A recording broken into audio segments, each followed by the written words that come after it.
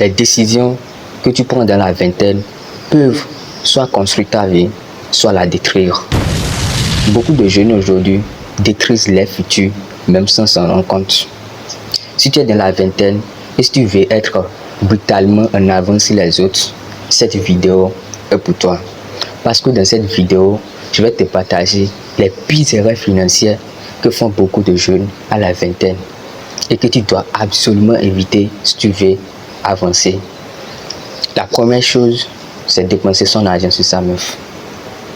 Oui, c'est bien ça. Beaucoup de jeunes à la vingtaine, leur priorité, c'est comment faire pour impressionner les meufs, c'est comment faire pour impressionner les filles.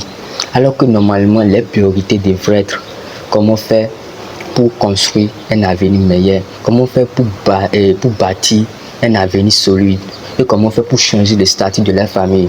Si tu es dans la vingtaine, les filles ne devraient pas être ta priorité. Normalement, c'est comment faire pour changer le statut de ta famille, comment faire pour devenir quelqu'un de meilleur dans l'avenir. C'est très important. Il faut éviter absolument ces erreurs-là. La deuxième erreur, c'est les paris sportifs.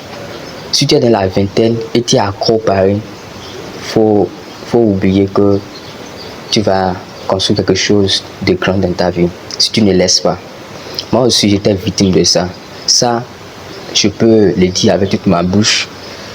Les paris sportifs ou bien autres paris, même si c'est même pas paris sportif ou bien c'est autre paris, en tout cas que ça soit paris là, que ce soit les jeux de hasard qui te permettent de gagner l'argent, ça ne construit absolument rien de solide. Si tu penses que c'est dans ces jeux là, tu vas gagner de l'argent ou bien des millions un jour et tu fais ça qui va te faire sortir de la galère, c'est ça qui va te rendre millionnaire, mon frère, tu es mal parti. Parce que les jeux, ça ne construit absolument rien de solide.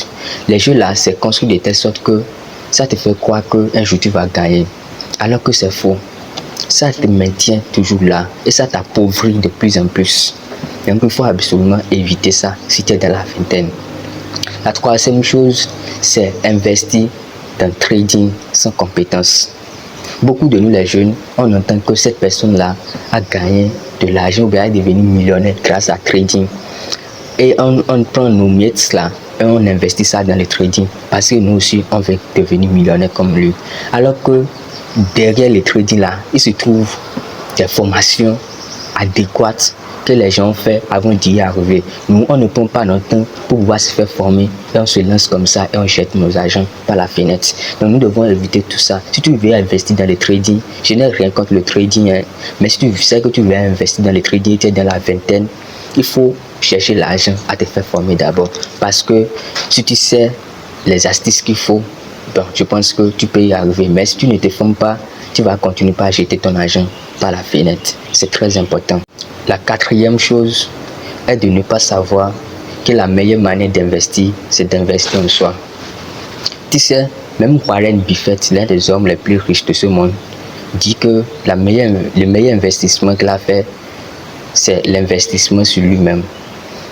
Donc, moi je pense que à la vingtaine, si tu prends ton argent pour te faire former, ou soit tu fais des auto-formations, si je dis auto-formation, tu prends l'argent, tu vas payer un livre pour lire, et les livres sur le développement personnel, la prospérité financière, tu lis ces livres-là, au moins tu gagnes en connaissance. Et c'est ça là qui est très important.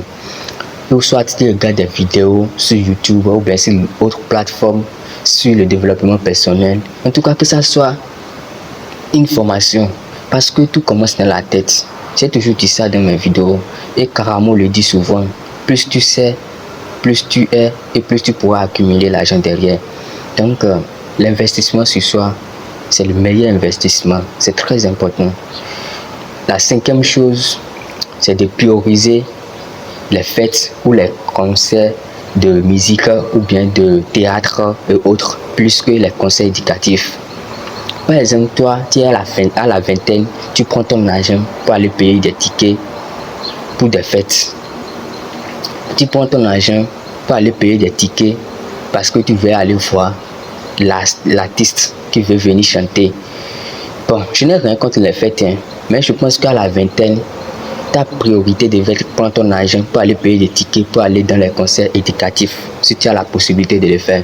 Par exemple, là où on parle de développement personnel, on parle de l'opportunité de business, on parle de l'entrepreneuriat. Comme ça, tu pourras élargir ton réseau, tu vas rencontrer encore d'autres personnes qui ont même pensé que toi, qui sont dans le même domaine que toi. Et comme ça pourrait beaucoup t'aider, tu pourras apprendre encore beaucoup de choses. Donc, à la vingtaine, il faut absolument éviter de dépenser son argent dans les fêtes et dans autre chose. Bon, la chose suivante, c'est de ne pas savoir que il faut épargner au moins ou bien il faut économiser à la vingtaine. J'ai entendu quelqu'un dire que les jeunes n'ont pas d'argent, qu'à la vingtaine, on n'a pas d'argent. Donc, le peu d'argent qu'on a, c'est mieux de penser à manger avec ou bien de penser ça et faire ce qu'on veut avec parce que ce sont les mythes. Mais moi, je ne suis pas d'accord.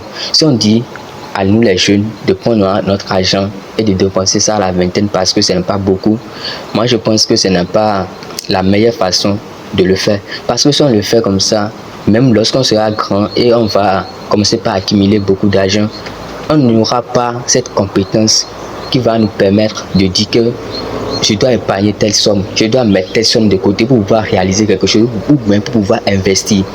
Ça, on n'aura pas ça dans notre tête. Notre tête là, tout ce que nous aurons dans notre tête, c'est comment faire pour vider tout l'argent que nous avons. C'est comment faire pour dépenser tout l'argent que nous avons. Donc, moi, je pense que vaut mieux commencer depuis la vingtaine à économiser, même si c'est 5% de ce que tu gagnes. Donc, comme ça, tu pourras être habitué à ça. Et comme ça, même quand tu vas commencer par gagner des grosses sommes, ça sera déjà ton habitude. C'est très important. La dernière chose, c'est de vouloir impressionner les autres. Par exemple, tu prends ton argent pour aller payer des montres qui sont chères parce que tu veux montrer que tu as l'argent. Alors qu'à la vingtaine, ça ne devait être pas ta priorité. Tu prends ton argent pour aller payer de chaussures très chères ou bien des choses de luxe. Alors que l'argent là, tu pouvais investir ça dans quelque chose et pouvoir gagner ça doublement ou bien même voir tripler l'argent là pour pouvoir payer ça après. Il faut garder dans votre tête que ce n'est pas le fait d'impressionner les autres qui montre que vous êtes quelqu'un. Même si les gens vous appellent pauvre, on s'en fout. Parce que toi, tu sais que c'est parce que tu as investi ton argent, c'est pourquoi tu es dans le manque ou bien c'est pourquoi tu galères juste pour une période. Et tu sais que avec le temps, tu vas avoir ton argent le double ou bien le triple de ton argent lorsque ton investissement va marcher. Donc, moi, je ne vois pas une insulte ou bien aucun mal dans le fait d'investir son argent et d'être dans le manque et d'être dans la galère et les gens vont commencer par se moquer de nous, va nous faire du mal ou bien ça va nous toucher. Moi je ne vois pas. Donc ça dépend de notre mentalité en fait. En tout cas, le fait de vouloir impressionner les gens, moi je sais que ça n'apporte absolument rien. Donc ta décision dans la vingtaine, ça va décider ta vie. Ça va décider si tu vas réussir ou bien tu vas échouer ta vie. Donc la vingtaine, c'est une période très dangereuse que tu dois être vraiment active et tu dois être vraiment conscient de tout ce que tu fais chaque jour. C'est très important. Et si tu es bâtisseur silencieux, ce que vous traversez aujourd'hui peut devenir votre plus grande force demain. On se dit à la prochaine pour une autre vidéo. Mais si tu as aimé la vidéo, je t'invite de liker, de partager et de ne pas oublier de t'abonner.